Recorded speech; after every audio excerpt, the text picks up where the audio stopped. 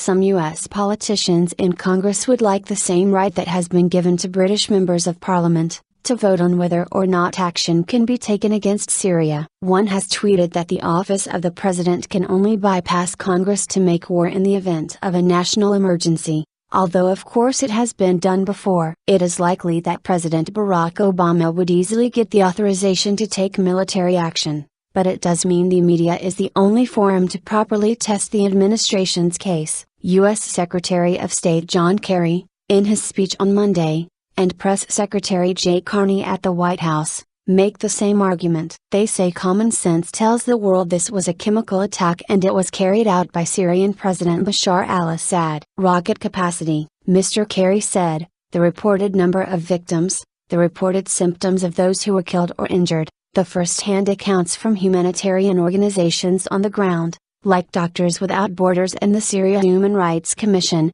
these all strongly indicate that everything these images are already screaming at us is real, that chemical weapons were used in Syria. He went on, moreover, we know that the Syrian regime maintains custody of these chemical weapons. We know that the Syrian regime has the capacity to do this with rockets. We know that the regime has been determined to clear the opposition from those very places where the attacks took place. This is circumstantial and puts a heavy weight on common sense. It raises important questions about how strong the evidence needs to be to take such drastic action. Mr. Kerry is of course right that most people will think as he does, simply from watching the TV pictures. Some, however, will demand much stronger proof, particularly in the wake of the faulty intelligence that was used as a reason to go to war against Iraq. President Obama has declassified an intelligence report that will be released in the coming days, setting out further analysis. Members of Congress and British MPs will expect some firm answers,